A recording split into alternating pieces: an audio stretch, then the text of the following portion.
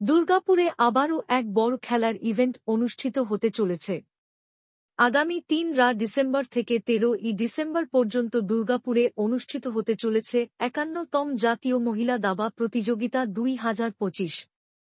সিধু কানহো স্টেডিয়ামে বুধবার দুপুর ১২টায় উদ্বোধন হতে চলেছে জাতীয় স্তরের দাবা প্রতিযোগিতা। এই প্রতিযোগিতায় মোট ২৪টি রাজ্যের ১৪৭ জন প্রতিযোগী অংশগ্রহণ করবে, যার মধ্যে থাকছেন ৭ জন মহিলা গ্র্যান্ডমাস্টার। খেতাবপ্রাপ্ত মোট খেলোয়াড়ের সংখ্যা ১৪। এই প্রতিযোগিতার মোট পুরস্কার মূল্য ৩০ লক্ষ টাকা। সারা বাংলা দাবা সংস্থা আয়োজিত এই প্রতিযোগিতার একটি সাংবাদিক সম্মেলন অনুষ্ঠিত হল, যেখানে উপস্থিত ছিলেন গ্র্যান্ড মাস্টার তথা সারা বাংলা দাবা সংস্থার সভাপতি দিব্যেন্দু বড়ুয়া, গ্র্যান্ড মাস্টার মেরিয়ম গোমস, পশ্চিম বর্ধমান দাবা সংস্থার সম্পাদক সুব্রত চ্যাটার্জি প্রমুখ।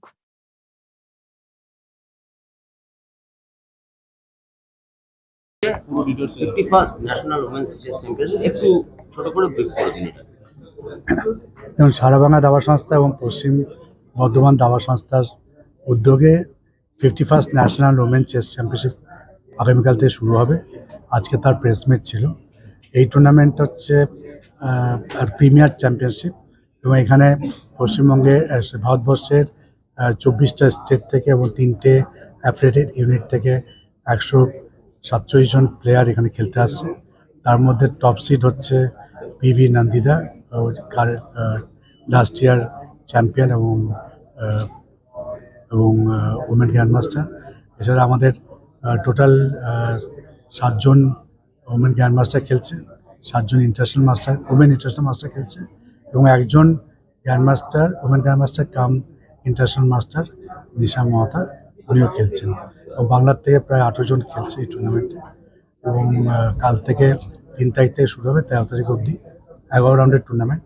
এবং সবথেকে আনন্দের ব্যাপার যে এই টুর্নামেন্টে যে চ্যাম্পিয়ন হবেন উনি নেক্সট ওয়ার্ল্ড কাপ ওমেন চ্যাম্পিয়নশিপে উনি ডাইরেক্ট কোয়ালিফিকেশন পাবে।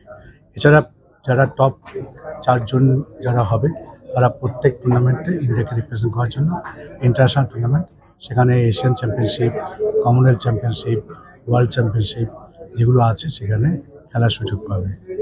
এটা অত্যন্ত একটা ইম্পর্টেন্ট টুর্নামেন্ট এবং আমরা এটা federation, all India chess federation আমাদেরকে করার সেই সুযোগটা দিয়েছে।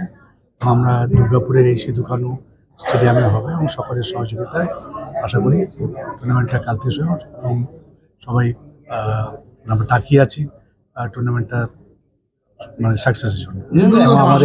এবং আমাদের গর্বের প্লেয়ার মেরিয়াম গোমস, সেও খেলছে, সে পাশেই আছে, আমার পাশেই।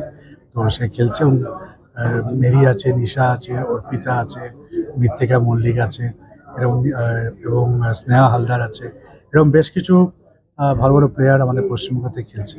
আমরা আশা করব যে এদের মধ্যে একজন চ্যাম্পিয়ন হবে এবং আমরা সবথেকে বেশি খুশি হব, সেটা আমাদের কাছে সবথেকে বেশি বড় প্রাপ্তি হবে। আমার যেটা প্রশ্ন সেটা হচ্ছে যে যেমন মানুষ ক্রিকেট খেলছে, ফুটবল খেলছে বা আদার্স গেম খেলছে, হকি খেলছে, তারা কি একটা কোথাও তার কেরিয়ারে সেটাকে সেটেল করছে। এখানে প্রচুর টাকা আছে, ক্রিকেটে, ফুটবলে চাকরি আছে। দাবা বাচ্চারা খেলবে কেন? তারা কি দেখে ইন্সপায়ার হবে? কি আছে ভবিষ্যতে?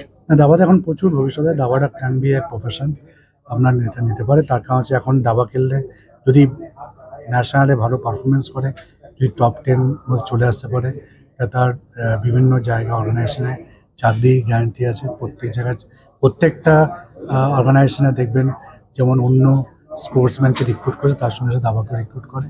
এবং অ্যাট দ্য সেম টাইম এখন দাবা খেলে প্রচুর টুর্নামেন্টের সংখ্যা বেড়েছে, দাবা খেলে প্রচুর ইনকামও পাওয়া যায়। সুতরাং দাবাটা ক্যান বি এ প্রফেশন।